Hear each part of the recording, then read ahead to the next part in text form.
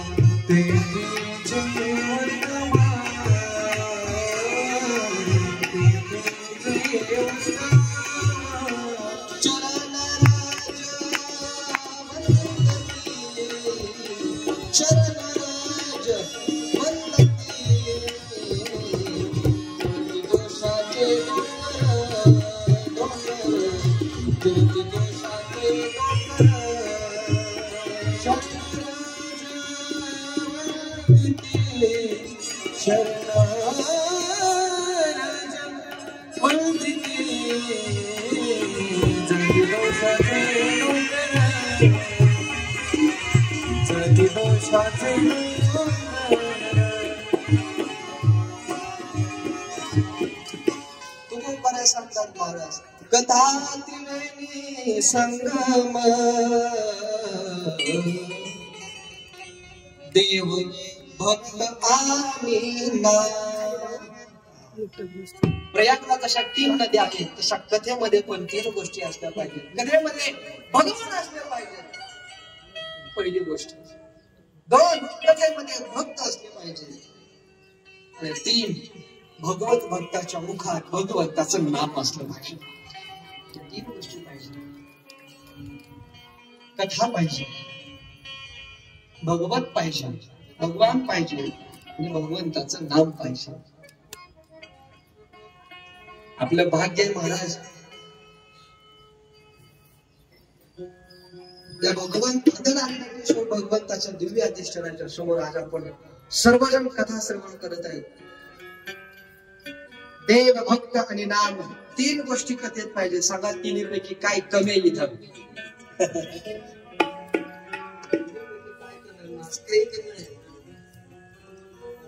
कथा तर श्रवण करतोय आपण. तुम्ही श्रवण करून पवित्र होता, मी वाणी बोलून पवित्र होतो. कथा सुरू आहे महाराज. देव पाहिजे तर एकटा नाही, पार्वती सहित आहे. एकटा नाही परमात्मा महाराज. शिव नाही, शक्ती पण आहे, शिवशक्ती सहित आहे. कथा आहे, भगवान आहेत, आपण भजन करतोय, भगवंताचं नाम आहे.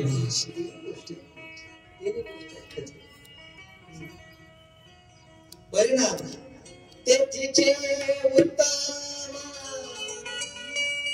चरण रज वंदिती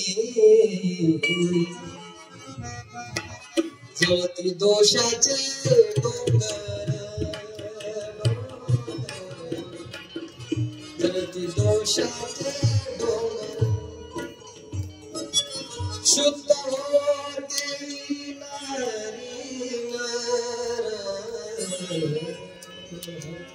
जळती दोषाचे डोंगर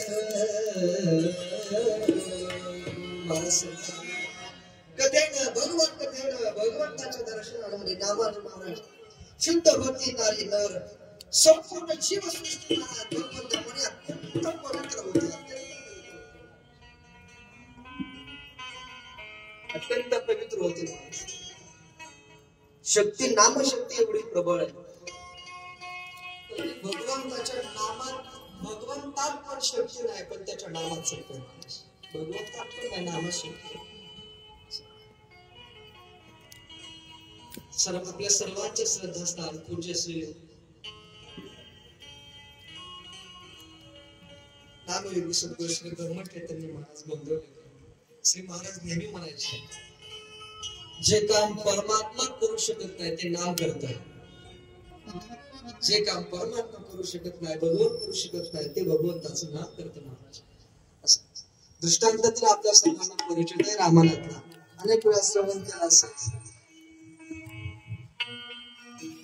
समुद्र मंथन चालू होत प्रभू रामचंद्रांना कळालं ते समुद्रातून पलीकडे लंकेत जायचं होतं रामप्रभूंना कळालं वानर काय करतात सेतू तयार करतात दगड घेतात राम लिहितात टाकतात तर तो दगड प्रभूंना कळालं माझ्या नामाने दगड करतात तर मी टाकलेला का नाही तर का सायंकाळच्या वेळेला कोणी नाही भगवंताने पाहिलं रामप्रभूंनी समुद्र किनाऱ्याच्या जवळ गेले इकडे तिकडे पाहिलं मागे पुढे पाहिलं डाव्या उजव्या खाली वरी पाहिलं कोणी नाही कोणी मला पाहणार नाही अशा एकाग्रतेमध्ये भगवंताने एक लहान माणूस छोटस दगड घेतलं पाण्यामध्ये टाकला त्यांना असं वाटत होतं की माझ्या नामाने तरतात तर मी टाकलेला का नाही तरणार टाकल्याबरोबर बुडालो जसा टाकला तसं बुडाला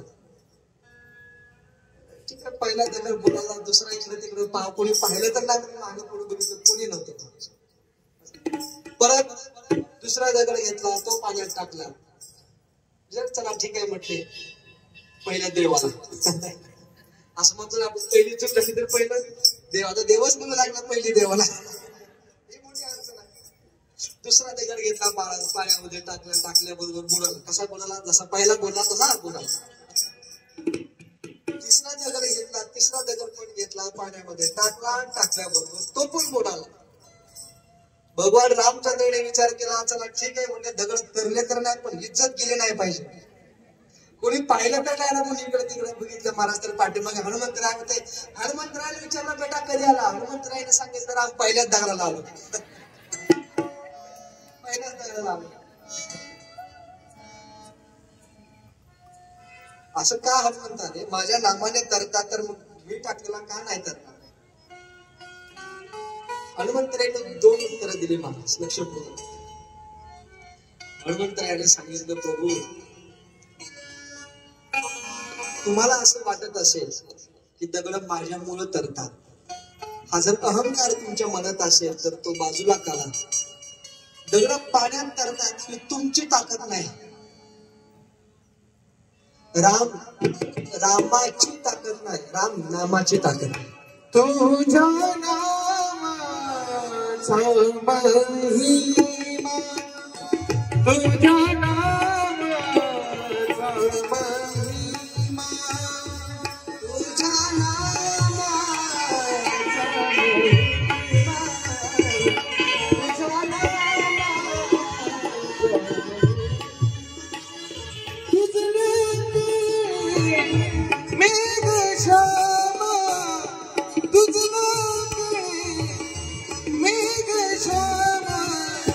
तुझ्या नामा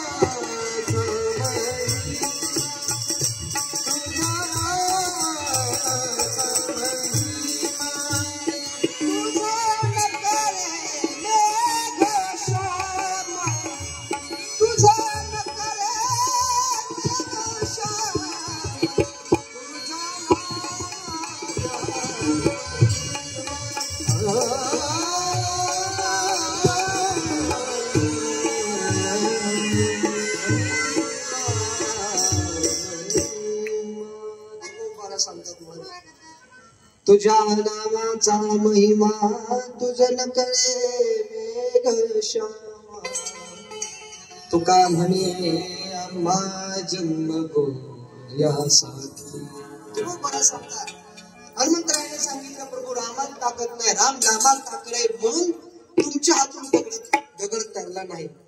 हनुमंतरायाने सांगितलं देवा दुसरं उत्तर सांगू बोल हनुमंत सांग.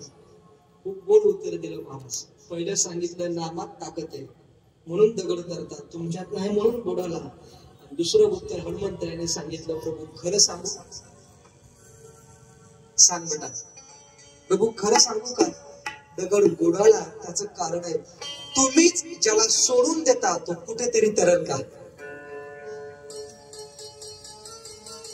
तुम्ही ज्याला तुमच्या हातून सोडून देता तो कुठे तरेल. जो तुमच्या हाती येतो तो तरतो जो तुमच्या हातातून निसटतो तो कुठे तरेल माणूस कुठे तरेल. कथा त्रिवेणी देव भक्त आणि नाम देतीचे उत्तम चरण रज वंदिते महाराज. म्हणून पवित्र असणारी कथा श्री शौनकादी ऋषींनी प्रयाग क्षेत्रामध्ये सुतजी महाराजांना प्रश्न केला महाराज शिवपूजनाचा महिमा तुम्ही सांगितला आम्ही असं ऐकलं म्हणे की एकदा श्री नारदजीने तपश्चर्या केली होती आणि नारदजींनी तपश्चर्या केली तपश्चर्याचा अहंकार झाला आणि अहंकाराचा परिणाम म्हणून भगवान श्री विष्णूंनी त्यांची माया दाखवली. इतिहास आहे म्हणे हा आहे. आणि मग श्री सुतजी महाराज शौनकादी ऋषींना सांगू लागले ऐकतात शौनकादी ऋषींनो एकदा श्री नारद ऋषींनी नारद महर्षींनी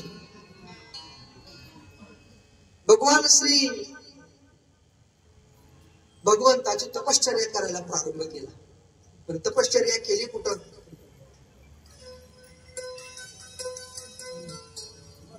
हिमालय पर्वतावर गेले. हिमालय पर्वतामध्ये एक गुहा पाहिली आणि त्या गुहेमध्ये श्री नारद महाराज तपश्चर्या करायला प्रारंभ केला.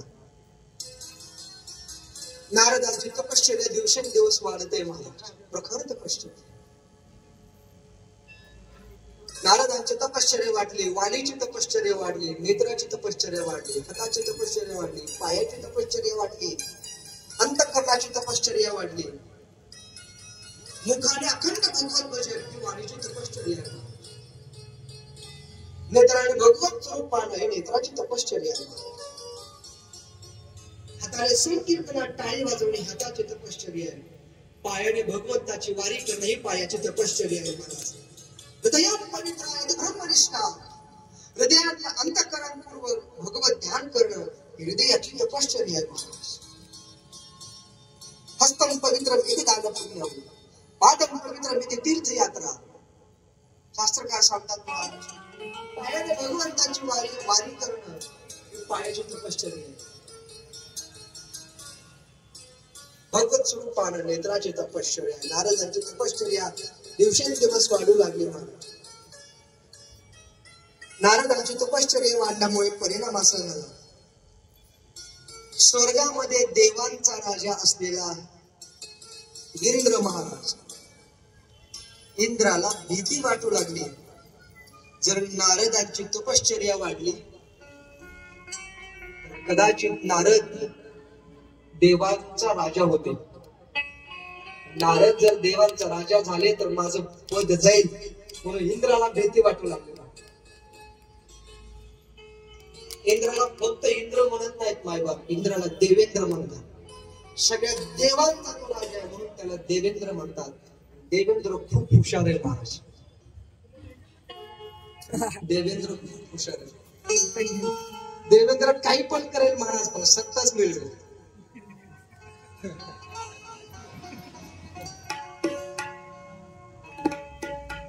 कळायला लागले हळूहळू कळायला लागले तुम्हाला.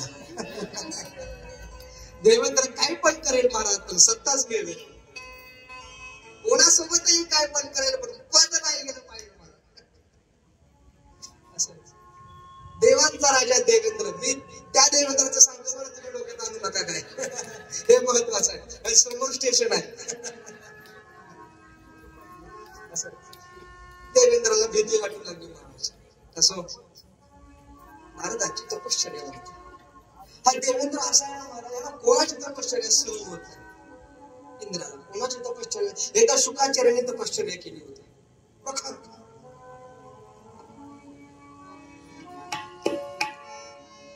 जीवनामध्ये जर तप वाढलं ना महाराज, तपश्चर्याचा परिणाम, ज्या भगवंताची आपण तपश्चर्या करतो तो परमात्मा सुद्धा त्या भगवत भक्ताच्या अंकित होतो. हा तपाचा परिणाम आहे. शुकाचार्याने एकदा तप केलं. इंद्राला भीती वाटू लागली. इंद्राने विचार केला तपश्चर्या अशी भंग झाली पाहिजे. पण भगवत भक्त असतात महाराज, कोणत्याही कारणाला बळी पडत नाहीत, ते कोणत्याही लौकिकाला बळी पडत नाहीत. इंद्राने एक अप्सरा पाठवली. तिला सांगितलं, नृत्यांगना रंभेला सांगितलं, जा शुकाचार्यांच्या तपश्चर्यामध्ये विज्ञान असं नृत्य करतो शुकाजींच्या समोर. की त्या नृत्याचा परिणाम शुकाचार्य महाराज तुझ्या स्वरूपावरती बाहेर झालं पाहिजे आणि त्याने तुझा भोग घेतला पाहिजे. तुझा भोग घेतला तर त्याचं तपश्चर्य भंग होईल. रंभा आणि शुकाचार्यांच्या समोर नृत्य करू लागले. शुकाचार्य काहीच नाही मला तप करत आहे. भगवत स्वरूप असलेले शुकजी तपश्चर्या करत आहे. काही परिणाम झाला नाही. नृत्य करू लागले तरी शुकाचार्य त्याच्याकडे पाहत नाहीत. लग्न होऊन नृत्य करू लागले तरी शुकाचार्य त्याच्याकडे पाहत नाहीत. महाराज काही केलं तरी शुकजींची समाधी हलत नाही. माझ्या स्वरूपावर शुकाचार्य भाळ होत नाही. ब्रह्मने विचार केला. शुकजींच्या समोर गेली आणि दोन्ही हाताने आपलं पोट फाडलं. महाराज रंभेनं दोन्ही हाताने आपलं पोट फाडलं आणि पोट फाडून त्या पोटातून अमृत बाहेर पडलं. अमृत बाहेर पडलं. हिरे माणिक मोते बाहेर पडले.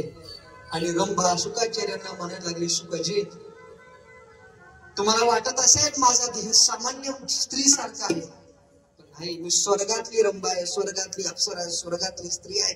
कारण स्वर्गातल्या लोकांचा देह, स्वर्गातल्या माणसांचा देह हा सामान्य हाडा मासाचा देह नसतो, विशेष देह असतो. रत्न हिरे माणिक मोठे अमृत त्यांच्या पोटामध्ये असतं. शुकाचार्यांनी पाहिलं, रंभेच्या पोटातून अमृत बाहेर पडलं. शुकाचार्यांच्या मुखातून शब्द बाहेर पडले, अरे अरे चुकलं, माझं चुकलं. रंभा म्हणू लागली, शुकाजी चुकलं म्हणू नका, आणखी वेळ गेलेली नाही, तुमच्या समोर उभे आहे, आताही तुम्ही माझा भोग घेऊ शकता. शुकाचार्याने सांगितलं, रंभे तुझ्या पोटात अमृत आहे, भोग घ्यायचं राहिलं म्हणून चुकलो असं म्हणत नाही. हा काय भक्त असतात महाराज. शुकाचार्याने सांगितलं, मग चुकलं असं का म्हणाला? शुकाचार्याने सांगितलं, रंभे मी चुकलो असं म्हटलो त्याचं कारण आहे. अगं तुझ्या पोटामध्ये अमृत आहे हे जर मला माहिती असतं तरी मी जन्मच तुझ्या पोटे घेतला असता, जन्मच तुझ्या पोटे घेतला असता. भक्त ईशाना जे देवी उदास, भक्त ईशाना जे देवी उदास,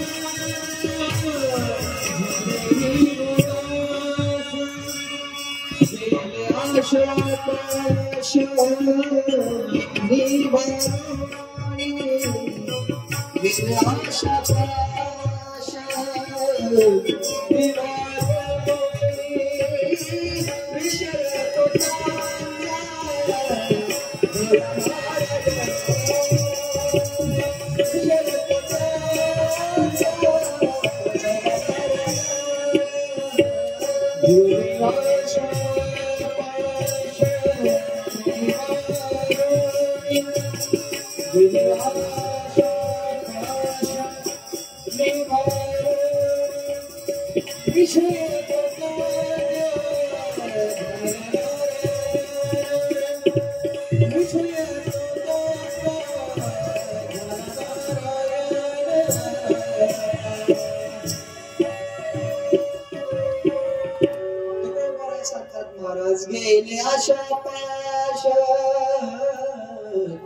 देवानी भक्ताईशे जाना जे देही उदास महाराज माघारी दृष्टीने महाराज नारदांची तपश्चर्या वाढली म्हणून इंद्राने महाराज एक अप्सरेला त्यांच्या समोर पाठवलं, नृत्य करायला पाठवलं. अप्सरेला त्या सांगितलं की नारदांच्या तपश्चर्याचा भंग कर. ती आली, नृत्य केलं, पण नारदांच्या तपश्चर्याचा भंग झाला नाही. महाराज हतबल झाली रंभा आणि माघारी निघून गेली. रंभा माघारी निघून गेली. इंद्राला सांगितलं महाराज शक्य होत नाही, शक्य होत नाही. नारदांची तपश्चर्या भंग करण्याचं सामर्थ्य माझ्यामध्ये नाही. खरंच तपश्चर्या आहे नारदांची, प्रखर तपश्चर्या आहे. तेव्हा इकडे हिमालयामध्ये नारदांना असं वाटलं, समाजातून बाहेर आले नारदांना असं जाणवलं की आपण रंभेला माघारी पाठवले, याचा अर्थ आपण कामावरती विजय मिळवला. आता त्रैलोक्यात माझ्यासारखं श्रेष्ठ कोणीच नाही. महाराज त्रैलोक्यात माझ्यासारखं श्रेष्ठ कोणी नाही. शौनकादी ऋषीने सूत महाराजांना प्रश्न विचारला. महाराज अहो नारद तर इकडे तिकडे सारखे फिरणारे, एकदा द्वारकेत गेले होते नारद कृष्णाकडे, आणि कृष्णाला म्हणाले हे कृष्णा एक काम, मला लग्न करायचं, लग्न करायचे. मग कृष्णाने सांगितलं तुम्ही ब्रह्मचारी, तुम्ही तुम्हाला नाही, मला लग्न करायचं. म्हणलं ठीक आहे करा. नारद असे मला नारदाने सांगितलं तेव्हा इकडे तिकडे दुसरी मुलगी पाहण्यापेक्षा तुला 16,000 आहेत की एखादी देऊन टाक मला. असले नारद, आणि या नारदांनी कामावरती विजय मिळवला. कसं काय शक्य झालं? सुताजी महाराज सांगू लागले नाही, तो नारदांचा परिणाम नाही, तेवढी प्रखर तपश्चर्या नारदजींची नाही. मग रंभेला कामाला कसं काय जिंकलं नारदांनी? सुताजी महाराजांनी सांगितलं त्याचा चरित्र असं, ज्या जागेमध्ये नारदांनी तपश्चर्या केली होती हिमालय पर्वत, त्या हिमालय पर्वतामध्ये एक गुहा, ज्या गुहेत नारदांनी तपश्चर्या केली होती तिथं बसून त्यांनी रंभेला माघारी पाठवलं. याचा अर्थ असा नाही की त्यांनी कामावरती विजय मिळवला. रंभेला माघारी पाठवलं याचा अर्थ असा म्हटले त्याच हिमालय पर्वतामध्ये, त्याच गुहेमध्ये प्राचीन काळी भगवान महादेवाने तपश्चर्या केली होती. महाराज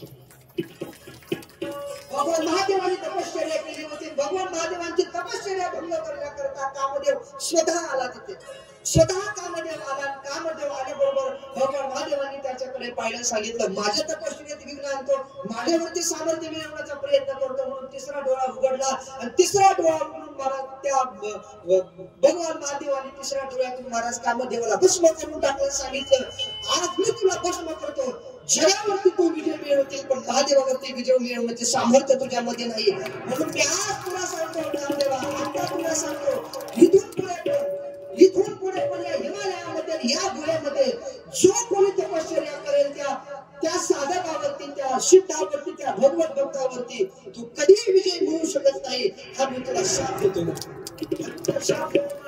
कधीही विजय मिळवू शकत नाही. इतकंच नाही, या गुहेमध्येच नाही, या गुहेमध्ये बसल्यानंतर हिमालय पर्वतावरती आल्यावर या गुहेमध्ये बसल्यानंतर त्या भगवत भक्ताची दृष्टी जोपर्यंत जाते, म्हणजे त्याची दृष्टी जोपर्यंत जाते तेवढं जे वातावरण आहे, ती जी जेवढी जागा आहे, त्याची दृष्टी ज्या जागेपर्यंत जाते, ती जेवढी जागा आहे त्या जागेमध्ये कोणी तपश्चर्या केली तर तो कामदेवा त्यांच्यावरती विजय मिळवू शकणार नाही. सूत महाराज सौनकादी ऋषींना सांगू लागले नारदांनी ज्या जागेत तपश्चर्या केली होती त्या जागेत महादेवाने तपश्चर्या केली होती. कामाला शाप दिला होता की त्या गुहेत तो कोणावरती विजय मिळवणार विजय मिळवू शकणार नाही. म्हणून नारदांनी कामाला माघारी पाठवलं. त्या तपश्चर्याचा नारदांच्या तपश्चर्याचा परिणाम नाही, महादेवांच्या तपश्चर्याचा परिणाम आहे. सौनकादी ऋषींनो, ही गोष्ट नारदांच्या लक्षातच आली नाही, ही गोष्ट नारदांच्या लक्षात आली नाही. महाराज नारदांना असं वाटायला लागलं बस पण की आता माझ्यासारखं कोणी नाही. अरे कामावरती विजय मिळवायचा म्हणजे सोपी गोष्ट नाही महाराज, सोपी गोष्ट. काम प्रधानवरती विजय मिळवायचा सोपी गोष्ट. हे ज्ञाननिधीचे भुजंग विषय भजन मार्गी तिचे माग मारकजे. भगवंतांनी गीतेमध्ये सांगितलं महाराज काम येश क्रोध येश रजो गुण समुद्भव हा महाशनो महापापा विद्येन विहवैरणम. अर्जुनाने प्रश्न विचारला जेव्हा आता केलं प्रयुक्तयम पापम चिरती पुरुष अल्लिच्छन्न कुवारस्तेन बलादी वनियोजितः. परमात्मा आहे. अरे अनेक वर्ष तपश्चर्या करणारे ऋषी, अनेक वर्ष भगवंताची साधना करणारे ऋषी मुनी सुद्धा पाप मार्गाने कामक्रोधांना का स्वीकारतात. देवा कृष्णा सांग का पापाचं आचरण करतात ऋषी मुनी सुद्धा. भगवंताने सांगितलं अर्जुना ऋषी मुनी पापाचं आचरण करतात त्याचं कारण आहे काम येश क्रोध येश रजो गुण समुद्भव. रजो गुणापासून निर्माण झालेला काम आणि क्रोध कोणालाही सोडत नाही महाराज. श्री व्यास महाराज, व्यास महाराजांचे शिष्य होते महाराज श्री जैमिनी. जैमिनी महाराजांनी पुराणे लिखाण केले. व्यास जे सांगायचे आणि जैमिनी महाराज लिखाण करायचे. एके दिवशी असं झालं, एक श्लोक आला मात्रा शस्त्रा दुहित्रा अवगान सेन विमुक्तो भवेत् बलवान इंद्रिय ग्राम विद्वांसमपि कर्षति. व्यास महाराजांनी सांगितलं जैमिनीला बलवान इंद्रिय ग्राम विद्वांसमपि कर्षति. अरे कोणी कितीही विद्वान असला, कोणी कितीही महात्मा असला तरी इंद्रिय कामक्रोध एवढे बलवान आहेत महाराज की ते तपस्वांना सुद्धा पायाखाली ठेवतात. रजोगुण समुद्भवः बलवान इंद्रिय ग्राम. इतके इंद्रिय बलवान आहेत कामक्रोध. तपश्चर्येमध्ये संत महाराज मोठ्या महात्माला इच्छित पद पाडतात. जैमिनी ऋषीने सांगितलं महाराज विद्वांस मपी कर्षति असं नाही, विद्वांस नाप कर्षति. कामक्रोध कोणावरती विजय मिळवते पण तपश्चर्या करण्यावरती योगी ऋषींवरती तपश्चर्या विजय मिळवू शकत नाहीत. व्यासांच्या लक्षात आलं की आपण जैमिनीची परीक्षा घेतली पाहिजे, त्याला खरं दाखवलं पाहिजे काय. व्यासजी महाराज बाहेर निघून गेले. परीक्षा कशी घेतली पहा. कामक्रोध किती बलवान आहेत कोणाला सोडत नाही. कशी परीक्षा घेतली. व्यासजी बाहेर निघून गेले. पावसाचं वातावरण तयार झालं. सुंदर पाऊस पडतोय महाराज.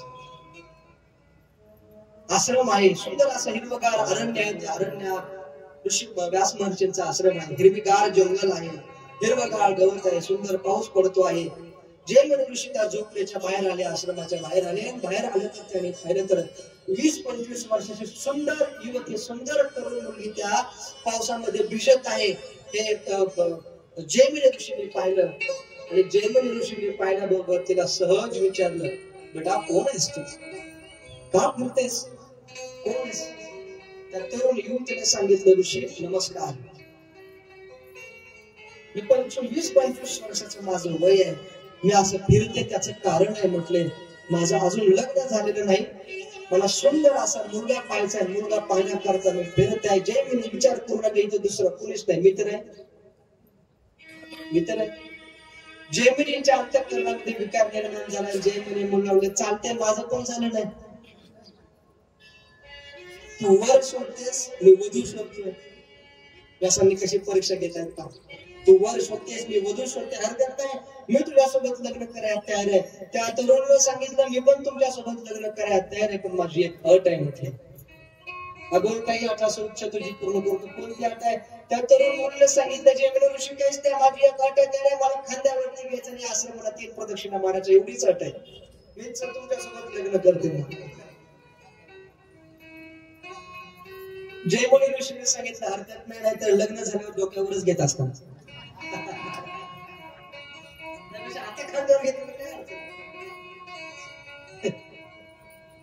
खांद्यावरती घेतलं. एक प्रदक्षिणा पूर्ण झाली.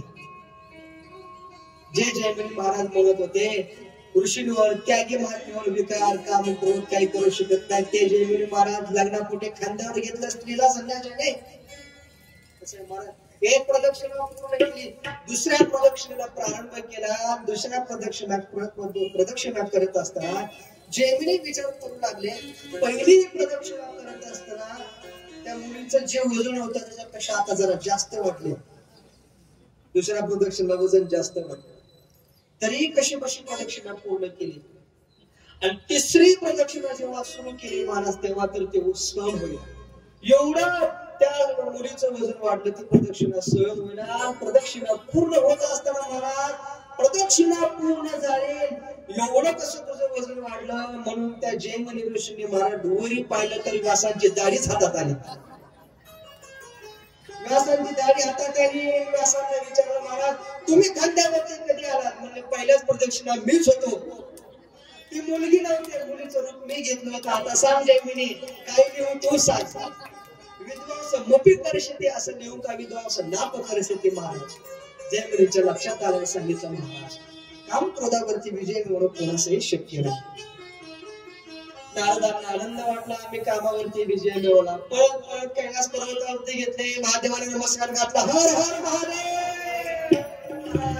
हर हर महादेव हर हर महादेव. नारदांनी महाराज लोकनाथ महादेवाला नमस्कार घातला. प्रसन्न अंतःकरण आहे, प्रसन्न चेहरा आहे महाराज. नमस्कार घातला आणि विचारलं कुणीकडे गेला होता? काय धावपळ करत आला? कुणीकडे गेला? काय चालू? काही नाही नारदजी. नारदांनी सांगितलं महादेवा काही नाही म्हटले. वेळा पूर्ण कथा आणि कथा समोर पूर्ण आता चालू म्हटले. पळत पळत आलो तुम्हाला एक घटना सांगायची.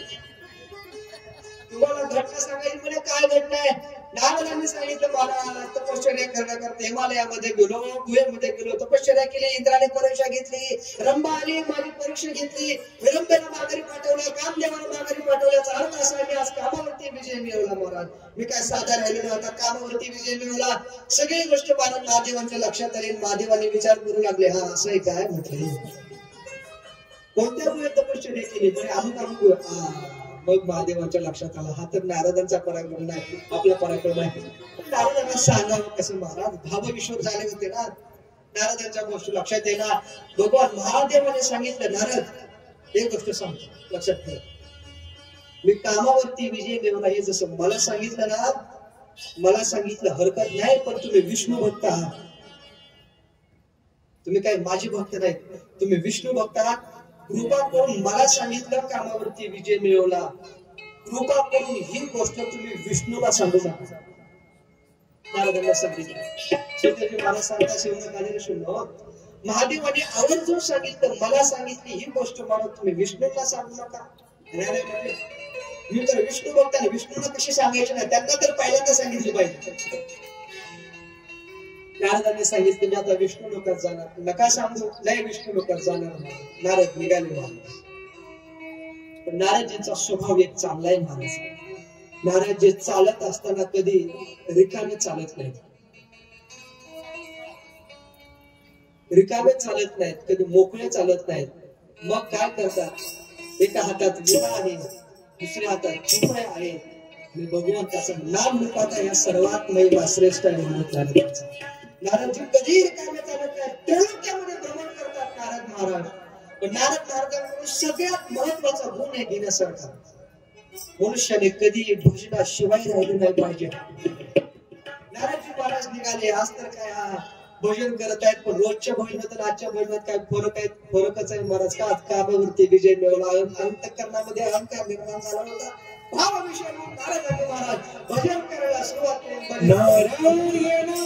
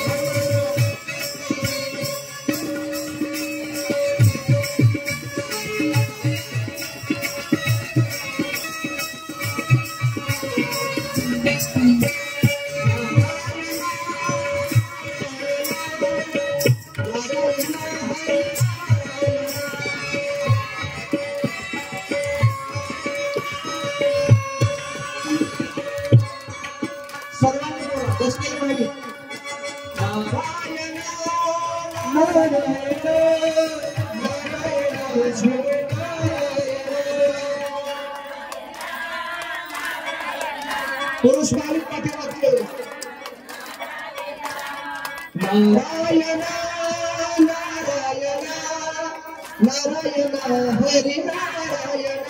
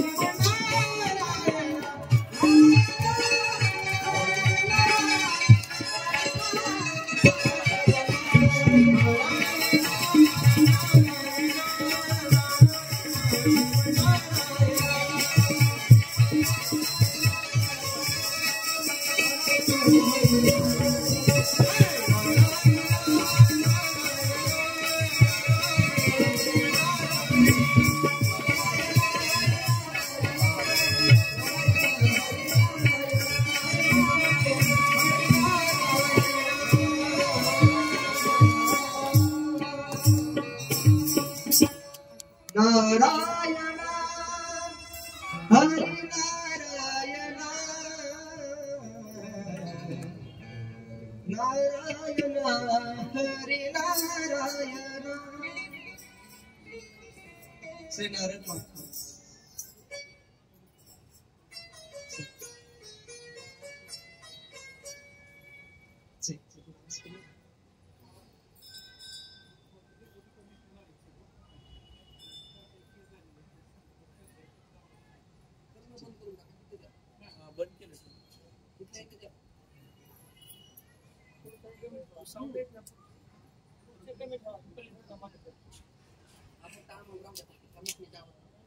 चल ठीक आहे.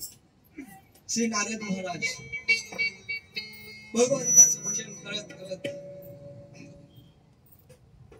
कैलास पर्वतावरून विष्णू लोकांमध्ये जाण्याकरिता निघाले महाराज.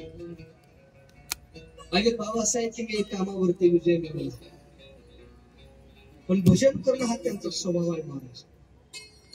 क्षमा मागून बोलतो महाराज, लक्षपूर्वक ऐका. जेवढं होईल मनुष्य जीवनात, जेवढं होईल तेवढं भजन करा. भजन खूप मोठी तपश्चर्या आहे महाराज, खूप मोठी तपश्चर्या.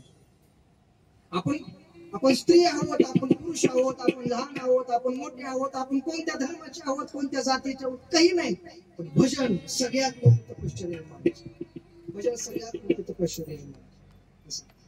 केवळ भजनाच्या बळावरती नारदजी तिन्ही लोकांवरती सत्ता स्थापन करण्याचं सामर्थ्य होतं. बस कारण एक आहे, भगवत भजन. भगवत भजन. नारदजी महाराज तपश्चर्या करत भजन करत करत निघाले. नारदजी विष्णू लोकात आले. विष्णूला नमस्कार घातला. विष्णू भगवंताने नारदांना विचारले, नारदजी रोज माझ्याकडे येतात, पण आज माझ्याकडे आला तर काय चेहऱ्यावरती वेगळा स्वभाव आहे, कुठून आलात? नारदांनी सांगितले, शिवकथा ऐकून आली, वेळापूर म्हणून आलो. आता शिवकथा ऐकून आलो, अर्थात तपश्चर्या करून आलोय आणि आवर्जून तुम्हाला एक गोष्ट सांगायची. हा बोला नारदजी. नारदांनी सांगितलं, देवा हिमालयामध्ये तपश्चर्या केली, गोळेमध्ये स्वतः कामदेव आला माझी परीक्षा पाहण्याकरता, पण मी कामदेवाला माघारी पाठवलं. याचा अर्थ असा आहे, मी कामावरती विजय ठेवला, मी ते लोकात श्रेष्ठ झालो. पहा, तुमचा भक्त नारद विष्णू भक्त आहे मी. तुम्ही जसं कामावरती विजय मिळवला तसं मी पण देवासारखा आज भक्त झाला. विष्णू परमात्म्याने विचार केला, पागल असणारा नारद, इकडे तिकडे पाहणारा नारद, पण एवढं सामर्थ्य कुठून आलं? त्याने अंतर्ज्ञानाने जाणलं, हा नारदाचा पराक्रम नाही, हा महादेवांचा पराक्रम आहे. महादेवांचा पराक्रम आहे महाराज. भगवान त्याने विचार केला, ठीक आहे नारदा, आता कुठे चाललास? मला सांगितलं पुढे कोणाला सांगू नको. नारदाने सांगितलं, पुढे कसं सांगणार नाही? तुम्हाला सांगितलं, महादेवाने सांगितलं, बापाला सांगायचं नाही तर कोण? ब्रह्मदेव, माझा बाप. देवाला सांगून काय उपयोग आहे? बापाला पण माहिती झालं पाहिजे पोराचं काय पराक्रम गाजले. आपल्या पोरामध्ये काय सामर्थ्य वाढलं, बापाला पण सांगितलं पाहिजे. नारदजी महाराज ब्रह्मलोकात आले, वडिलांना नमस्कार केला, अर्थात ब्रह्मदेवाने सांगितलं. हिमालयात गोयात तपश्चर्या केली, कामाने खूप प्रयत्न केला, पण काही नाही झालं. याचा अर्थ मी कामावरती विजय मिळवला. ब्रह्मदेवाने विचार केला, पोरग रोज पराक्रम करत असतं, आवरच पराक्रम केला. अंतर्ज्ञानाने जाणलं, नारदजी हा तुमचा पराक्रम नाही, भगवान अर्धनारीनटेश्वरांचा पराक्रम आहे, भगवान महादेवांचा पराक्रम आहे. ज्या जागेत तुम्ही तप केलं होतं त्या जागेत पूर्वी महादेवाने तपश्चर्या केली होती. अंतर्ज्ञानाने जाणलं. ठीक आहे, नारदजी चालू लागले. विष्णूच्या गोष्टी लक्षात आली महाराज. विष्णू भगवंताने एक काम केलं महाराज, आपला सुंदर अशा मायावी शक्तीने महाराज एक सुंदर नगर तयार केलं. विष्णू परमात्मा एक सुंदर असं नगर तयार केलं.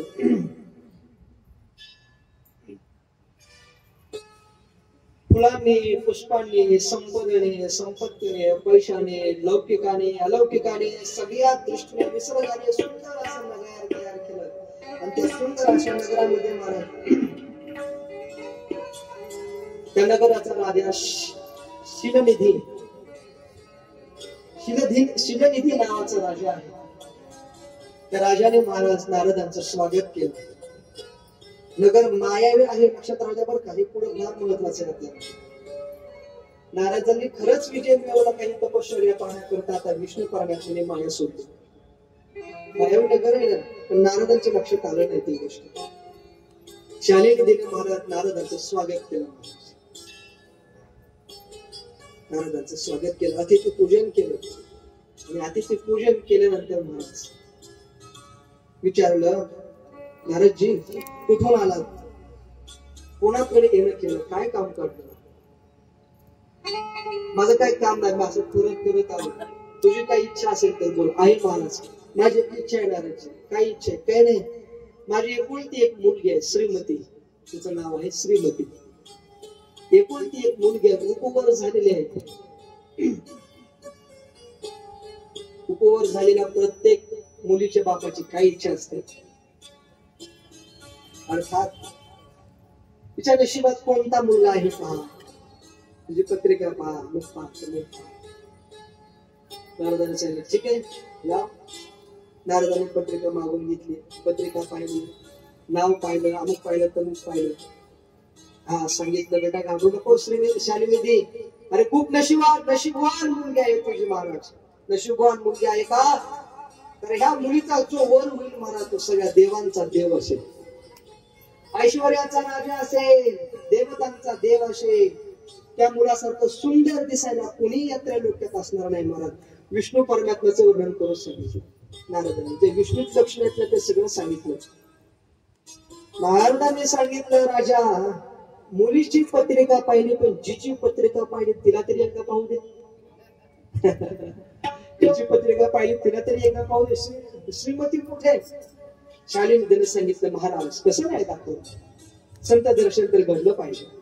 आणि तो मुलीला आणतो तुमच्या चरणी, तिला दंडवत करू द्या, तिला आशीर्वाद द्या. शालिनी आत गेला राजवाड्यात आणि सुंदर अशा नवाजमस्त राजाची मुलगी आहे ना, असे कसे गेला सुंदर अशा नवाजमस्त महाराज पालखीमध्ये बसून शालिनी दिला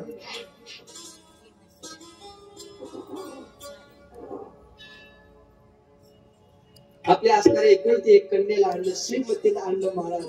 श्रीमतीला आणलं आणि नारदांच्या समोर उभं केलं. श्रीमतीने नारदांना प्रणाम घातला, नारदांना प्रणाम घातला आणि श्रीमतीने नारदांना पाहिलं महाराज. जसं श्रीमतीला पाहिलं महाराज तसे हिमालयात केलेली तपश्चर्या विसरून गेले नारद. अरे आपण कामावरती विजय मिळवलाय, आपण कामावरती विजय मिळवलाय. ब्रह्मदेवाला सांगितलं, विष्णूला सांगितलं, शिवाला सांगितलं, महादेवाला सांगितलं, त्रैलोक्यात बोंबा मारून आपण फिरतो. मी कामावरती विजय मिळवला, कामावरती विजय मिळवला. नारदांनी श्रीमतीला पाहिलं. नारद विचार करू लागले, लग्न करेल तर हिच्याशीच करेल, लग्न करेल तर हिच्यासोबत करणार महाराज. नारदांनी तिथूनच धूम ठोकले. विष्णू लोकात नारद गेले. हे सगळं काय आहे? हा हे लक्षात राहील, हे सगळं माया आहे महाराज. नारदांनी हे गोष्ट लक्षात येत नाही. मी जी तपश्चर्या करून विजय मिळवला ते महादेवाचा पराक्रम आहे. पण विष्णूने सांगितलं असं थोडं यांचं लक्षात येणार आहे म्हणून परीक्षा पाहू. नारदांनी धूम ठोकले महाराज. विष्णू परमात्म्याला दंडवत घातला आणि सांगायला लागला, विष्णू माझी एक इच्छा आहे, माझी एक इच्छा आहे. विष्णू परमात्म्याने सांगितलं नारद आता तर माझ्याकडून गेलं होतं तेव्हाच मागायची का? नाही आता पाहिलं तुमच्यापाशी होतो तेव्हा नव्हती इच्छा, आता पाहिलं. विष्णूने सांगितलं काही मला द्यायला तयार आहे, काही मला द्यायला तयार आहे. का देणार नाही? भगवत भक्त आहे तो माझा. विष्णू नारदांनी सांगितलं देवा एक इच्छा आहे, काही नाही. तुमच्याकडून गेलो एक नगर लागलं. शालिनी नावाचा राजा आहे, त्याची श्रीमती नावाची एकुलती कन्या आहे. एवढी सुंदर दिसायला त्या कन्यासोबत श्रीमती सोबत मला लग्न करायचे, माझी एवढी इच्छा पूर्ण करा. विष्णू परमात्मा म्हणू लागले. 2 तासापूर्वी तर कामावरती विजय मिळवला म्हणून सांगून गेलात मला, त्रैलोक्यात माझ्यासारखं सामर्थ्यवान कोण आहे म्हणून सांगून गेलात मला. आता लग्नाची गोष्ट सांगता. विष्णू नारदांनी सांगितलं देवा क्षमा करा, काही करा, पण मला लग्न करायचे त्याच्यासोबत. ठीक आहे म्हणजे हरकत नाही, हरकत नाही. विष्णू एक महाराज तो काय साधा नाही. विष्णू परमात्मा काय साधे नाही महाराज. विष्णूने एवढा चॅप्टर पूर्ण केला, अख्खं शरीर नारदांनी सांगितलं तेव्हा मला स्वरूप तुमचं द्या, तुम्ही जसं ऐकला दिसाल तसं मला स्वरूप द्या, तसं स्वरूप द्या. विष्णू परमात्मा चॅप्टर 1 महाराज. विष्णूने विचार केला माझ्यासारखं जर यांना दिलं तर जगात माझ्यासारखं कोणी नाही. बरोबर, माझ्यासारखं कोणीच नाही.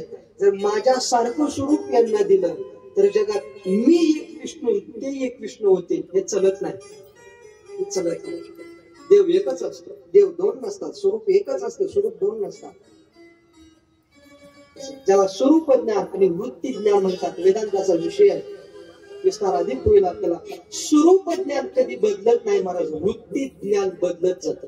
जे ज्ञान बदलतं त्याला वृत्ती ज्ञान म्हणतात, पण जे कधी बदलत नाही त्याला स्वरूप ज्ञान म्हणतात. विष्णू परमात्मा स्वरूप ज्ञान आहे, वृत्ती ज्ञान नाही. वृत्ती ज्ञान त्या नारदांना म्हणायचं. विष्णू परमात्म्याने युक्ती चालवली महाराज. विष्णूने विचार केला हरकत नाही. विष्णू परमात्म्याने सगळं शरीर आपल्यासारखं दिलं नारदांना महाराज, पण जे शिर होतं ना ते बोकडासारखं दिलं. शिर होतं ते बोकडासारखं दिलं. सुतजी महाराज शौनकादिक पुराणामध्ये सांगतात पहा विष्णू परमात्म्याचा चमत्कार पहा महाराज. कारण विष्णू परमात्मा साधे भोळे देव आहेत महाराज. चतुरातो शिरोमणी, गुण लावण्याची कामे मुकुट सकाळ म्हणे तुकोबराय वर्णन करतात त्या दृष्टीने महाराज. पण नारदांची एक गोष्ट लक्षात आली नाही, शिरापासून सगळे शरीर विष्णू सारखं आहे पण शिर बोकडाचं आहे. पळत पळत गेले, शालिनिधी नावाच्या राजामध्ये गेले. श्रीमतीचा विवाह सोहळा संपन्न होता आणि पूर्वीची पद्धत महाराज त्या श्रीमतीच्या हातामध्ये वरमाला दिली. श्रीमती आहे, तिला जो मुलगा पसंत होईल तिच्या गळ्यामध्ये त्याच्या गळ्यामध्ये ती वरमाला घालणार. अनेक देशांचे राजे आले होते, अनेक देशांचे राजांचे राजपुत्र आले होते. शिवलोकातून काय शिवगण तिथे आले होते, रुद्रगण तिथे आले होते. त्या रुद्रगण महाराज आले, तिथे आल्यानंतर त्या रुद्रगणाने नारदांना पाहिलं. रुद्रगण शिवगण एकमेकाला म्हणू लागले, अरे तर 2 तासापूर्वी शिवलोकात कामावरती विजय बोला म्हणून महादेवला सांगायला आले होते, बोकडाचं रूप घेऊन लागण्यासाठी हजर आहेत. बोकडाचं रूप घेऊन लागण्यासाठी हजर आहेत. शिवगण महाराज नारदांच्या जवळ गेले आणि चर्चा करू लागले. नारदजी, अख्खा शरीर विष्णू सारखं आहे पण शिर बोकडासारखं आहे, कशाला इथं आला? नारदांनी सांगितलं, मूर्ख आहेस का? विष्णूचं स्वरूप घेऊन आलो, तुम्हाला दिसत नाही, तुमचा दोष आहे म्हटले. मायेने मोहित झालेले नारद महाराज, पण त्यांना ते दिसलं नाही महाराज. श्रीमतीने वरमाला घेतली, प्रत्येकाच्या जवळ पाहत येते. जसे नारदांच्या जवळ आहे तसं नारद विश्वास पाठला महाराज, विष्णूचं रूप मला आहे, माझ्यात काय कमी? श्रीमती नक्की वरमाला घालणार तर मलाच. श्रीमती महाराज विष्णू ते श्रीमती नारदांच्या समोर आली आणि नारदांच्या समोर येऊन म्हटली, अरे एवढे सुंदर राजपुत्र मला पाहण्याकरता आले, या सगळ्या राजपुत्रामध्ये या बोकडाचं काय काम आहे? बोकडाचं काय काम आहे महाराज? जसं बोकडाचं काय काम आहे महाराज? नारदांनी ऐकलं, नारदांनी जी धूम ठोकली महाराज. श्रीमतीने महाराज पुढे गेली तर पुढे जाऊन बघितलं तर दुसरं पुढे नव्हते महाराज, साक्षात विष्णू परमात्मा उभे होते. साक्षात विष्णू होते महाराज. नारदांनी विष्णूकडे बघितलं, सांगितलं, अरे तुझं रूप मला दिलं होतं, तू इथे येऊन थांबलात, माझ्यासोबत कपट केलंस, माझ्यासोबत कपट केलं महाराज. विष्णूने श्रीमतीने विष्णूला नारदा वरमाला घातली, श्रीमतीला घेऊन विष्णू परमात्मा निघून गेले. जसं विष्णू परमात्मा पुढे निघून गेले तसं नारदजी पाठीमागून तुझं बघतो आता, तुझं बघतो आता. मला स्वरूप दिलं, मला फसवतो, माझ्याशी कपट केलं. विष्णू लोकांमध्ये गेल्यानंतर महाराज माझ्याशी कपट केलं, पण मला सगळं माये. जाता जाता विष्णूने श्रीमतीला सोडून दिलं. ते श्रीमती ही गेली, ते शालिनीही गेलं, ते नगरही गेलं, ते सगळं गेलं. ते काय होतं? सगळी माया होती महाराज. ते सगळं जिथल्या तिथं लुप्त झालं. जाता जाता महाराज विष्णूच्या समोर नारदजी गेले. नारदांनी विष्णूचा शाप दिला, हे विष्णू, अरे मला जी पत्नी श्रीमती मिळणार होती, माझ्यासोबत कपट केलं, शरीर मला दिलं, घर मात्र मला बोकडाचं दिलं, माझा अपमान केला, स्त्रीच्या विरहाचं दुःख मला सहन करावं लागलं. म्हणून नारद मी तुम्हाला शाप देतो, कधी काळी एका अवतारामध्ये तुम्हाला स्त्री विरहाचं दुःख बोलावं लागेल, हा माझा तुम्हाला शाप देतो महाराज. आणि तो शाप विष्णू परमात्माला राम अवतारामध्ये भोगावं लागला. म्हणून 14 वर्ष सीतेचा रामाला विरह सहन करावा लागला. नारदांचा शाप आहे.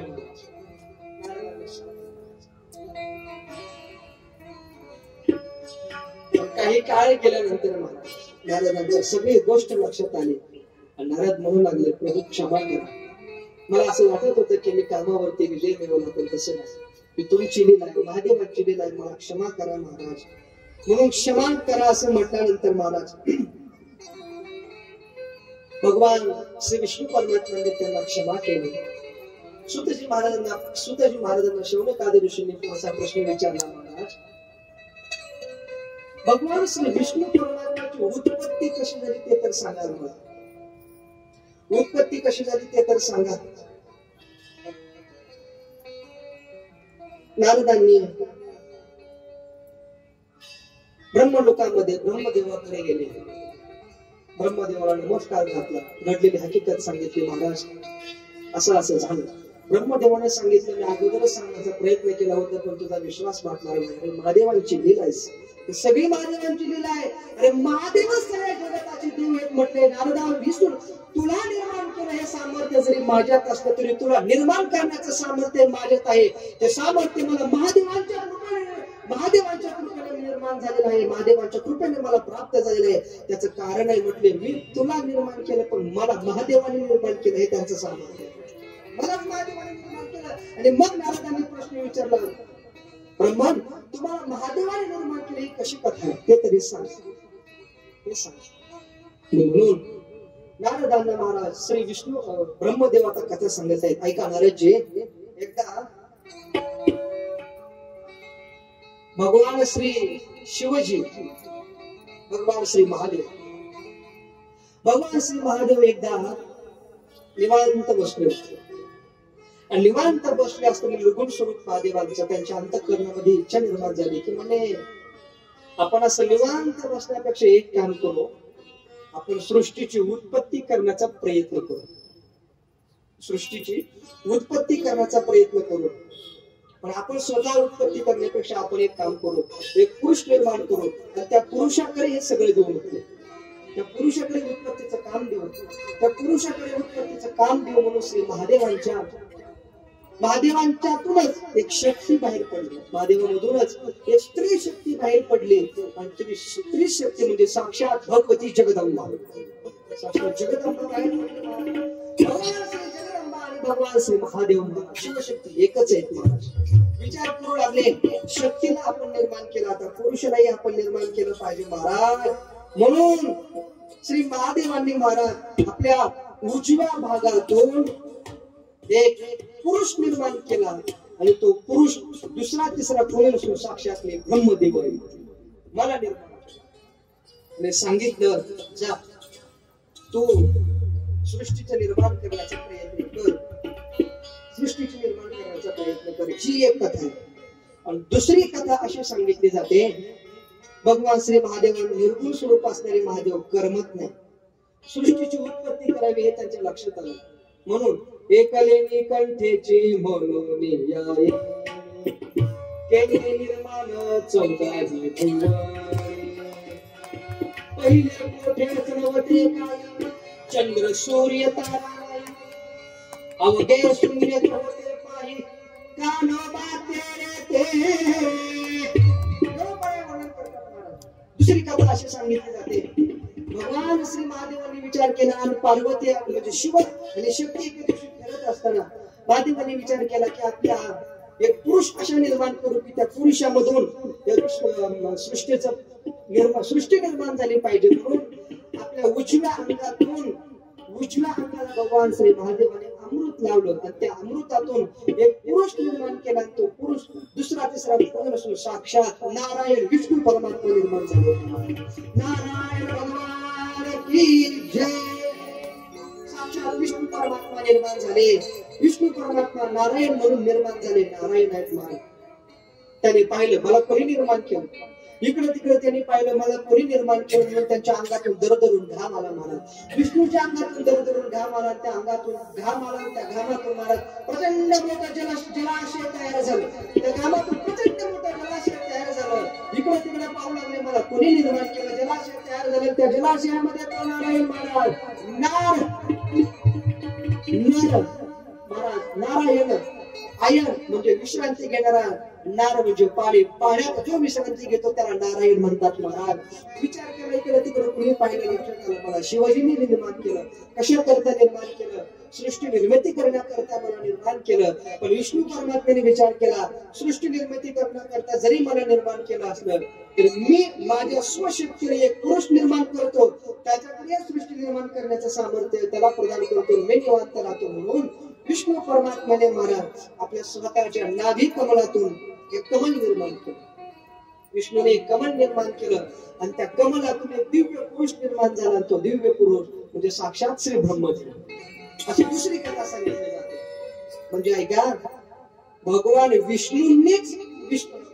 महादेवांनीच विष्णूंना निर्माण केलं आणि भगवान महादेवांनीच ब्रह्मदेवाला निर्माण केलं. म्हणून जगताचं मूळ पुरुष महादेव आहे. हे लक्षात घ्यायचं. जगताचे मूळ पुरुष महादेव आहेत.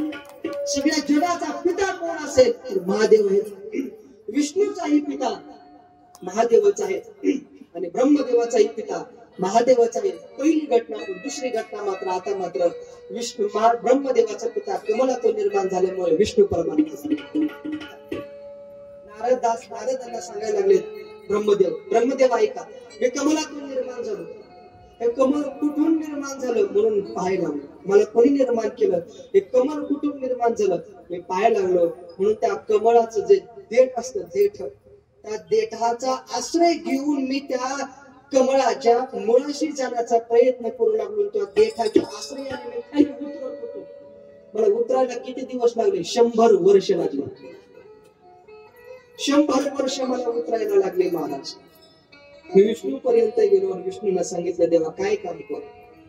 तेव्हा विष्णूने सांगितलं, ब्रह्मदेवा, माझ्या अगोदरच तुला तर ब्रह्म महादेवाने निर्माण केलेलं आहे, आपण एक काम करू, तुझ्यातच महादेवांची शक्ती आहे, माझ्यातच महादेवांची शक्ती आहे, आणि भगवान महादेव तर आहेतच. भगवान महादेवाने सांगितलेलं आहे, ब्रह्मदेवाच्या डोळ्यापासून साक्षात मी अवतार धारण करणार आहे, आणि तो जो अवतार होईल त्याला रुद्र भगवान म्हणते.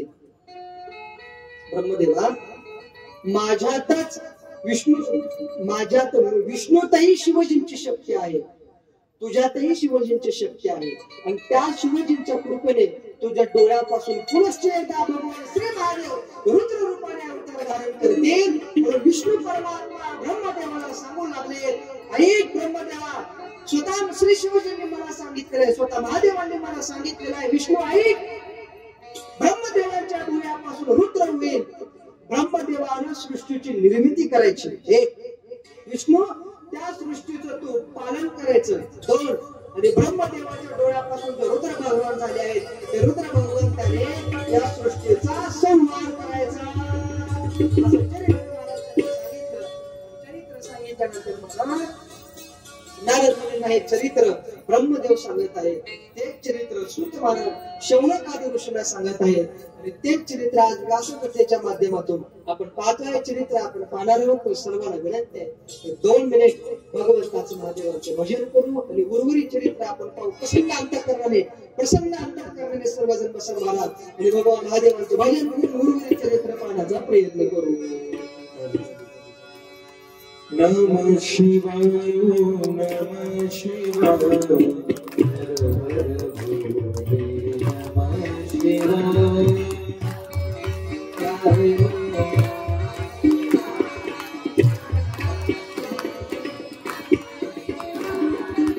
नमः शिवाय, नमः शिवाय, नमः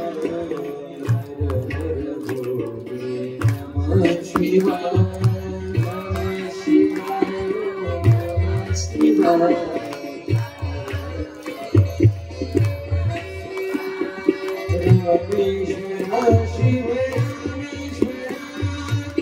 हर हर भोले नमः शिवाय.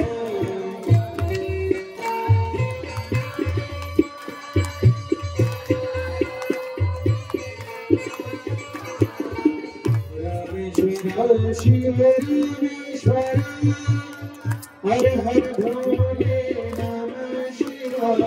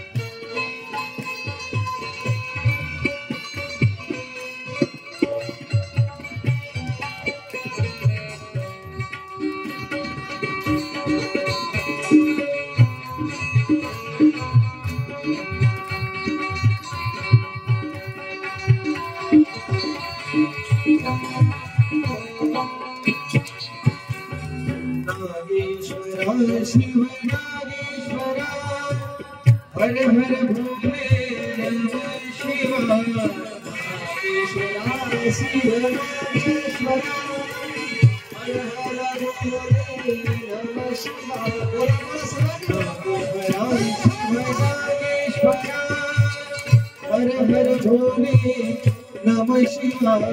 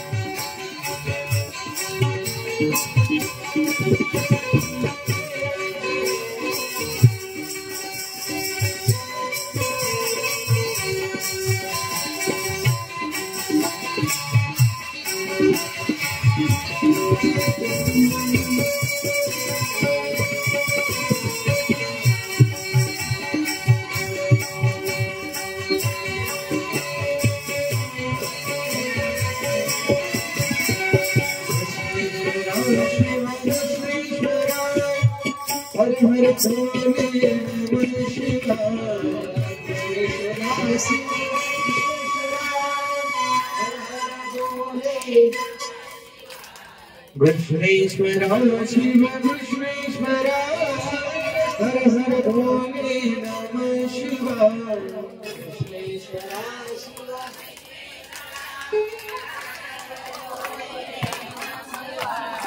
Namah Shivaya Namah Shivaya Har Har Bhole Namah Shivaya Namah Shivaya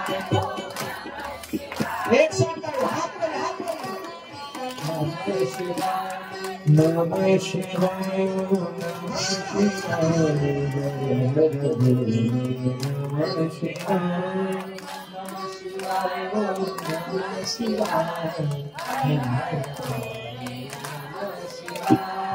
Rameshwara Shiva Har Har Bhole Namah Shivaya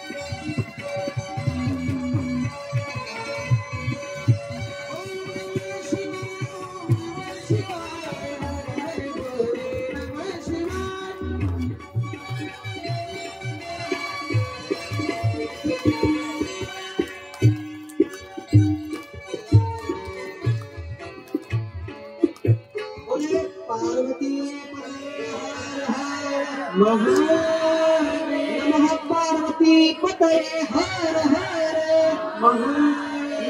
Parvati पतये हर हर महादेव।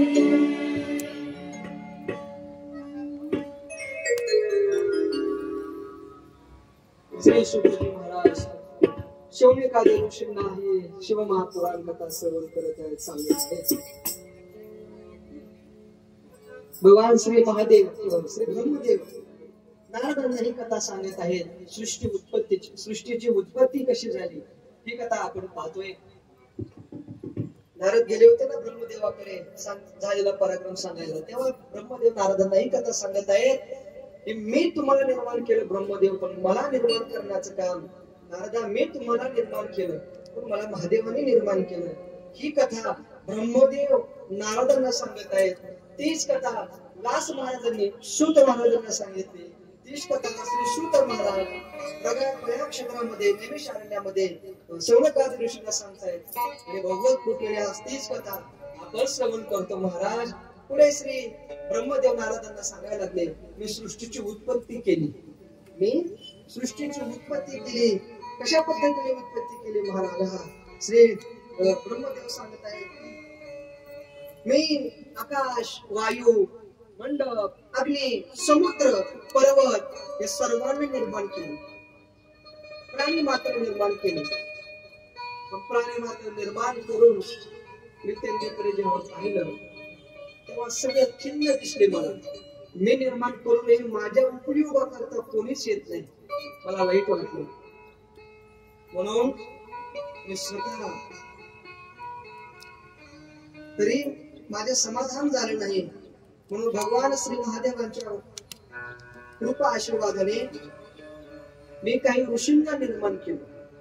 ऐका, सुतजी महाराज सांगतायत, मी ऋषींनी निर्माण केलं. माझ्या डोळ्यापासून मरीच ऋषींना निर्माण केलं. माझ्या हृदयापासून भृगु ऋषींना निर्माण केलं. डोक्यापासून अंगिरा ऋषींना निर्माण केलं. व्यानापासून पुलह ऋषींना निर्माण केलं. माझ्या उदरापासून पुलस्त ऋषींना निर्माण केलं.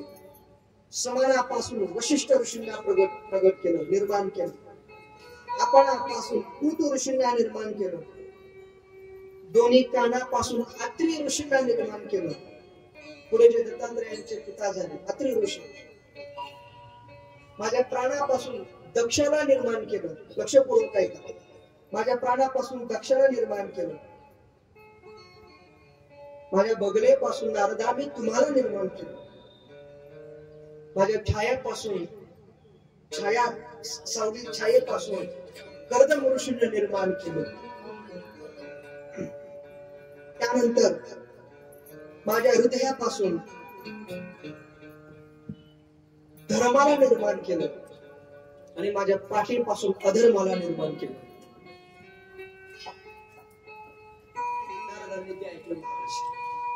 नारदांनी ऐकलं.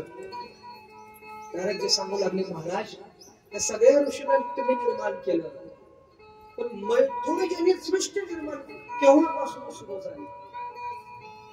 तुम्ही फक्त पुरुषाला निर्माण केलं पण एका स्त्रीला निर्माण केलं नाही. मग मैथुनजन्य सृष्टी कशी निर्माण झाली?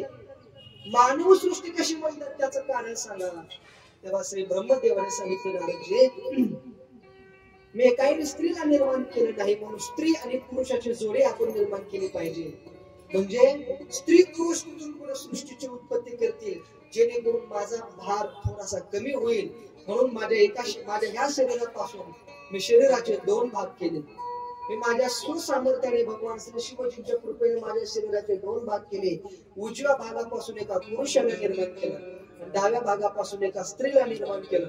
उजव्या भागापासून जे पुरुष निर्माण झाले त्याला स्वयंभू मनु महाराज निर्माण झाले, आणि डाव्या भागापासून जी स्त्री निर्माण झाली ती शतरूपा म्हणून निर्माण झाली. म्हणून त्या दोघांना पृथ्वी निर्माण सृष्टी निर्माण करण्याचं काम दिलं.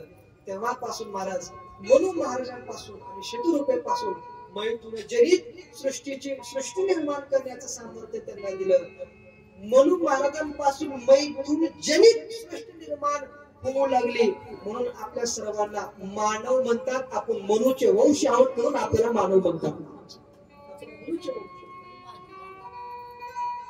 आपण मनुचे वंश आहेत म्हणून आपण मानव म्हणतात. नारदा ऐका, पुढे चालून त्या मनु महाराजांना 2 मुलं झाली महाराज, प्रियव्रत आणि उत्तानपाद, आणि 3 कन्या झाल्या, आकुती, देवभूती आणि प्रसूती. पुढे आकुतीचा विवाह रुची नामक मुलींचा झाला. देवभूतीचा विवाह कर्दम ऋषींशी झाला आणि प्रसूतीचा विवाह दक्षाशी झाला. अशा पद्धतीने महाराज मैथुनजन्य सृष्टी निर्माण होत झालेली आहे. आणि मैथुनीची सृष्टी निर्माण झाल्यानंतर पुढे शौनकादी ऋषींनी सूत महाराजांना प्रश्न विचारला, महाराज मी असं चरित्र ऐकलं आहे की भगवान श्री महादेवांचा एकनिष्ठ असणारा भक्त श्री कुबेर महाराज, त्या कुबेर महाराजांची काय कथा आहे, ते कुबेर नेमके कोण आहेत, त्या कुबेर महाराजांची कथा सांगा. तेव्हा श्री ब्रह्मदेवाने सांगायला सुरुवात केली. ऐका नारदा, ऐका. कंपिल्य नावाचं नगर आहे आणि त्या कंपिल्य नावाच्या नगरामध्ये यज्ञदत्त नावाचा एक ब्राह्मण आहे. अतिशय सात्विक ब्राह्मण, अतिशय सात्विक ब्राह्मण. आणि त्या यज्ञदत्ताला पुढे चालून त्याचं लग्न झाल्यानंतर गुणनिधी नावाचा एक मुलगा झाला. गुणनिधी ब्राह्मण आहे, अत्यंत पवित्र ब्राह्मण आहे. गायत्री मंत्राचं नित्य पठण, प्रातः संध्या, मध्यान्ह संध्या, सायं संध्या, जातीनेही ब्राह्मण आणि कर्मानेही ब्राह्मण आहेत यज्ञदत्त महाराज. त्यांना गुणनिधी नावाचा मुलगा झाला. पण तो गुणनिधी महाराज अत्यंत वाईट निघाला, अत्यंत वाईट. यज्ञदत्ताने आपल्या पत्नीला विचारायचं, गुणनिधी काय करतो? पत्नीनं खोटं सांगायचं, गुणनिधी देवाची पूजा करतो. आता जुगार खेळायला जायचं, मटका खेळायला जायचं, नको तिकडे जायचं. गुणनिधी कुठे आहे? गुणनिधी संध्या करतो. गुणनिधी कुठे आहे? महादेवाचा जप करतोय. खोटं सांगायचं महाराज पतीला. म्हणून संसारामध्ये असंच असतं महाराज, आपल्याकडे असंच असतं. मुलाची काळजी आईला जेवढी असते तेवढी बापाला पण असते महाराज. फक्त बापाला दाखवता येत नाही, आई दाखवते. फरक आहे. खोटं बोलायची पत्नी. गुणनिधी पुढे उपवर झाला, मोठा झाला, आणखी लग्न झालेलं नाही पण उपवर झाला. एके दिवशी तो यज्ञदत्त ब्राह्मणाच्या घरी गुणनिधीचा एक मित्र आला. नाव तर काय गुणनिधी, सगळं अनिधीच आहे. नावाने तर गुणनिधी आहे महाराज, पण एकही गुण नाही, एकही नीती नाही. त्या गुणनिधीचा मित्र आला. मित्र आल्यानंतर यज्ञदत्तानं पाहिलं त्या मित्राच्या हातामध्ये जी अंगठी आहे ती अंगठी माझी आहे. यज्ञदत्तानं पाहिलं ती अंगठी माझी आहे का? मित्राला विचारलं यज्ञदत्ताने, गुणनिधीच्या मित्राला विचारलं, मूर्खा माझ्या घरी येऊन माझी अंगठी चोरली, तुझं धाडस कसं झालं माझी अंगठी चोरण्याचं? आणि मग त्या मित्राने सांगितलं, यज्ञदत्त मी अंगठी चोरली नाही. अहो जुगारामध्ये यज्ञदत्त तुमच्या मुलाने माझ्यासोबत जुगार लावलं, त्या जुगारामध्ये ही अंगठी मी विजय म्हणून घेतली. माझ्या मुलानं जुगार लावलं हे यज्ञदत्ताला कळालं. गुणनिधीने जुगार लावला. अरे मूर्ख आहेस का? माझ्यासारखा शुद्ध ब्राह्मणाचा मुलगा तो जुगार कशाला खेळ? मला विचारण्यापेक्षा मुलाला जाऊन विचारा मुलाचा पराक्रम काय आहे. मला तर माझ्यावरती चोरीचा आळ घेता मित्राने सांगितलं. मला तळ पायाच्या मस्तकाला गेली. पत्नीकडे गेला, सांगितलं गुणनिधी कुठे आहे? पत्नीने सांगितलं गुणनिधी आता देवाची उपासना करून बाहेर फिरायला गेला. मूर्ख आहेस का? गुणनिधीला बोल, मला खरं कळाले. 20-25 वर्षाचा होईपर्यंत तू त्याची चूक झाकून गेली. मूर्ख आहेस का? लाज काय वाटत? एवढं पवित्र असणारे ब्राह्मण, पवित्र असणाऱ्या ब्राह्मणाच्या घरी असला कुपुत्र जन्माला आला आणि आजपर्यंत तू त्याचे दोष लपवून नेले, तुला लाज नाही वाटत? अंगठी कुठे माझी? एके दिवशी तू माझ्याकडून अंगठी घेतली होती, पत्नीला बोलायला लागले, तू माझ्याकडून अंगठी घेतली होती, ती अंगठी दे. पत्नीने ऋषीकडून अंगठी घेतली, जुगार खेळायला गुणनिधीला दिली होती महाराज. आईने मुलाला जुगार खेळायला अंगठी दिली.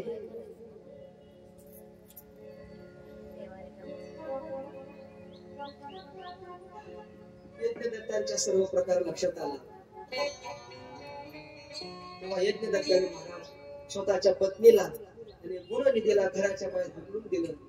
दुसऱ्या एका विद्वान मुलीसोबत त्यांनी लग्न केलं. दुसऱ्या विद्वान मुलीसोबत लग्न केलं. गुणनिधी जेव्हा घराच्या बाहेर पडला तेव्हा त्याला वाटायला लागलं, माझे अत्यंत सात्विक असणारे वडील पण आज त्यांनी मला घराच्या बाहेर काढलं. आता मला आई जवळ करत नाही, बापही जवळ करत नाही, मला खायला कोण घालणार? आता मात्र स्वतःच्या कुकर्माची लाज वाटू लागली. स्वतःचा धिक्कार करत करत महाराज घराच्या बाहेर पडला. एके दिवशी चालायला लागला. चालत असताना चालतोय पोटामध्ये भूक लागली. अन्नाचा कण नाही, पाण्याचा एक थेंबही पोटामध्ये नाही. एक मंदिर त्याला दिसलं. त्या गुणाने दिला. ही कुणाची कथा आहे महाराज? कुबेराची कथा आहे. ते लक्षात ठेवा, कुबेराची कथा. त्या गुणाने दिला. मंदिर दिसलं. त्या मंदिरामध्ये गेला. कशाचं मंदिर आहे? मंदिरामध्ये पहिल्यांदाच गेला. जिंदगीत पहिल्यांदा मंदिरात गेला. कधी गेला नव्हता. आजपर्यंत पापकर्म करत होता. कशाला देवधर्म आठवतो, कशाला शिवजी आठवतात, कशाला मंदिर आठवतात. मंदिरामध्ये गेला. पडला. गेल्याबरोबर खाली पडला. उठण्याचे सामर्थ्य नव्हतं. काहीतरी अन्नभक्षण केलं पाहिजे. काय करावं म्हणून त्याने पाहिलं तर एका राजाचा मुलगा, एक राजा तिथे आला होता. एका राजाने भगवान महादेवांची पूजा केली होती. आणि पूजा केल्यानंतर भगवान महादेवांना प्रसाद ठेवला होता. प्रसाद ठेवून तो गुणनिधी तो राजा निघून गेला. राजाने महादेवांना प्रसाद ठेवला हे त्याने बघितलं. कुणी? गुणनिधीने पाहिलं. महाराज गुणनिधी विचार करू लागला. काही का असला पोटाचं म्हणून, काही का असला 2 घास खायला मिळालं तर जिवंत राहतो. राजा ते पण मिळणार नाही. हे 2 घास खाल्ले तर आपण जिवंत राहतो. राजा निघून गेला. थोडी रात्रीची वेळ होऊन गेली. कसा तरी उठला. चालत आतमध्ये गेला. शिवालयात गेला. आणि शिवालयात गेल्यानंतर महाराज प्रसाद खाणार एवढ्यात मंदिरातला दिवा थोडा कमी झाला. त्याला प्रसाद दिसेनासा झाला. म्हणून त्या गुणनिधीने काय केलं महाराज? आपल्या अंगावरती जे वस्त्र होतं ते वस्त्र फाटलं. त्याची वात तयार केली. आणि ती वात तयार करून त्या दिव्यामध्ये लावली. आणि पूर्वीपेक्षा वात थोडी मोठी केली. तेवढा वाटेने भोलेनाथ प्रसन्न झाले महाराज. हे फार विचित्र आहे. आणि या गुरुनिधीने काय केलं? पाहिलं नाही. अत्यंत पापे पाहिलं नाही. जुगार केला ते पाहिलं नाही. वृक्षगमन केलं ते काय पाहिलं नाही महाराज. पण मला दीपदान केलं एवढं नसं भोला बाबा प्रसन्न झालं महाराज. हे फार विचित्र आहे. विचित्र आहे महाराज. ही विचित्र गोष्ट आहे महाराज. एवढ्याने प्रसन्न झालं महाराज. आणि त्या गुरुनिधीने महाराज ऐका प्रसाद घेतला. खाणार प्रसाद. बाहेर येऊन तो प्रसाद खाणार. एवढ्या कुणीतरी पाहिलं की भगवान महादेवांचा प्रसाद घेऊन चोरून नेतोय प्रसाद. तिथल्या लोकांनी त्याला पाहिलं, पकडलं, बेधडक मारलं. इतकं मारलं की त्याचा मृत्यू झाला. गुणनिधीचा मृत्यू झाला. प्रसाद नाही खायला मिळाला. गुणनिधीचा मृत्यू झाला. मृत्यू झाल्याबरोबर यमदूत त्याला न्यायला आले.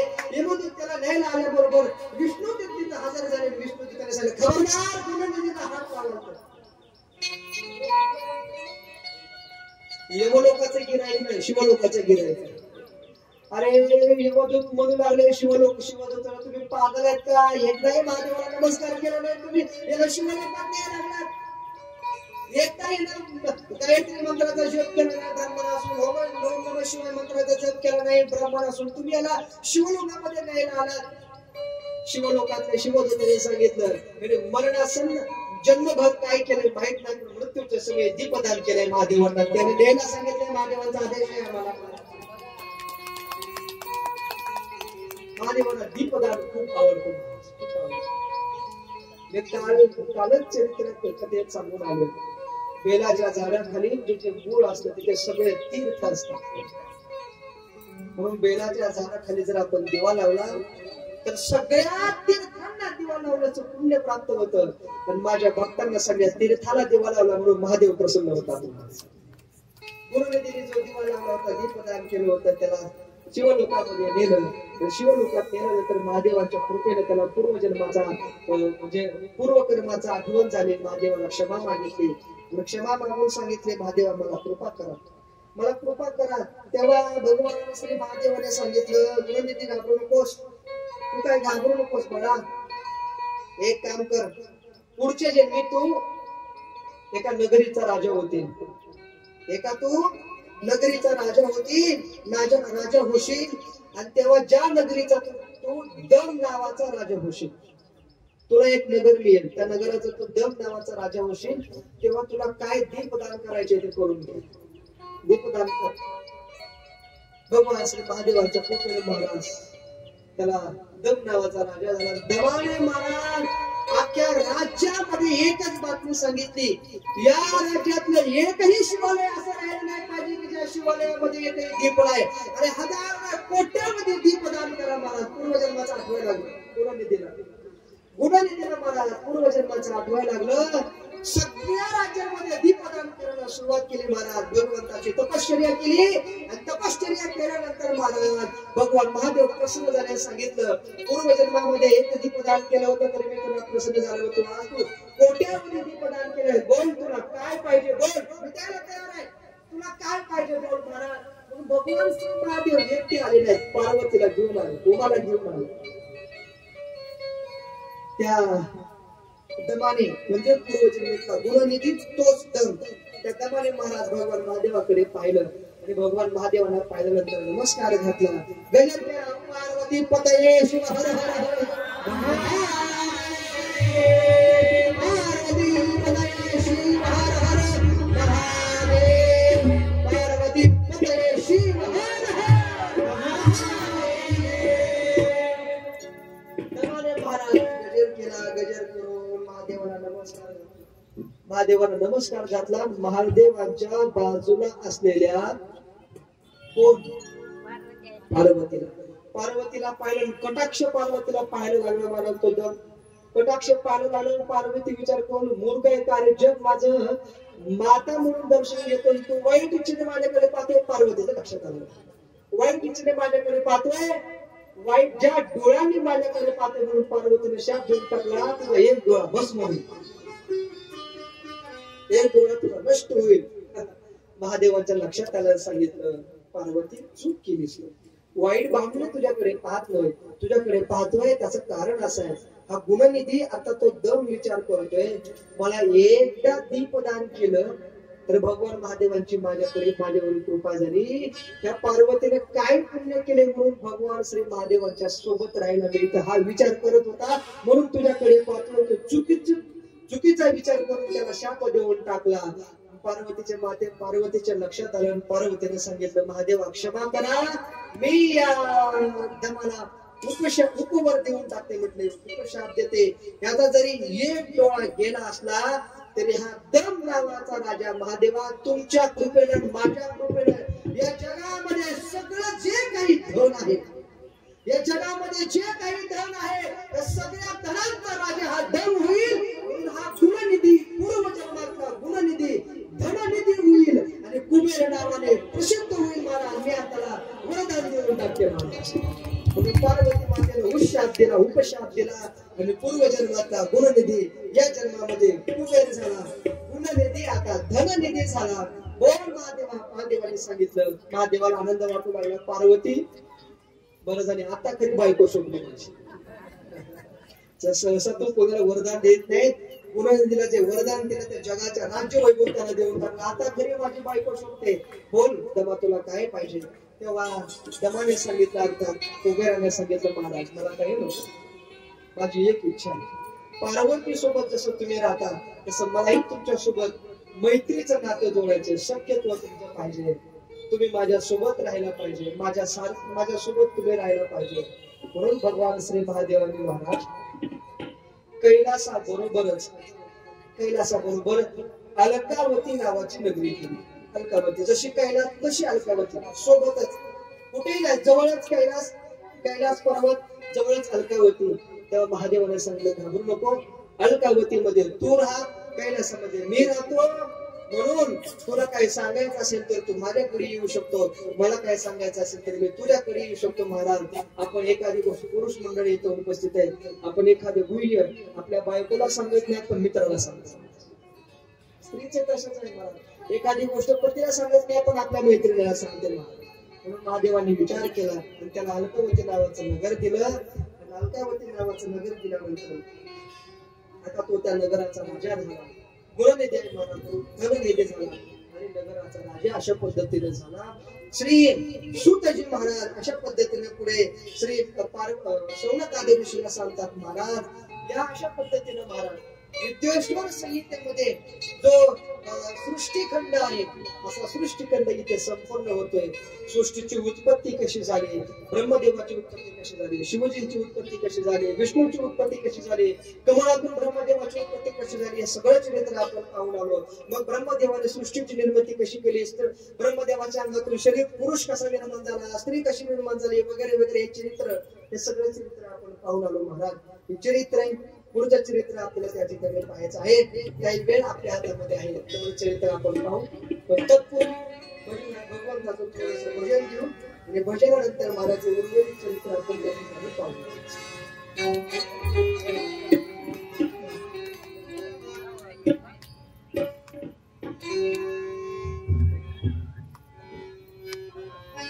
भजन काय घ्यायचं मला त्याचं कारण सांगतो. काय तुम्ही भजन करायला लागले तर वक्त्याला थोडी विश्रांती मिळते म्हणून भजन करतो, बाकी काय नाही.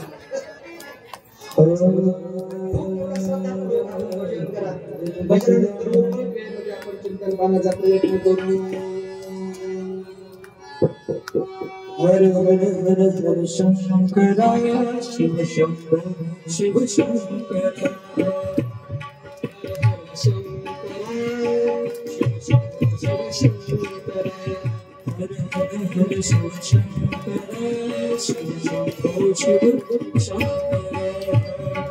शिव शंकर हर हर शिव शंकर हर शिव शंकर हर हर शिव शंकर हर शिव शंकर हर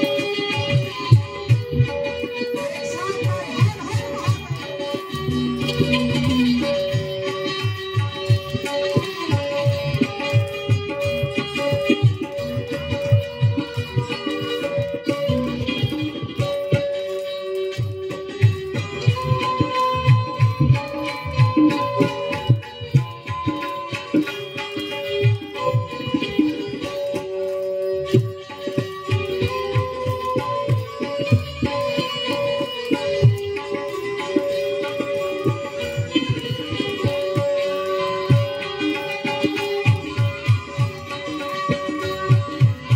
शिव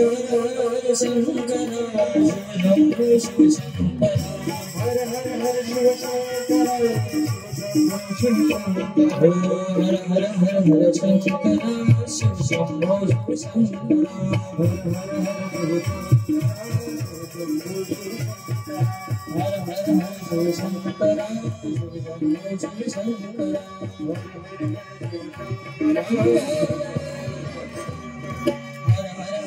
शंकर शिव शंभो शिव शंकर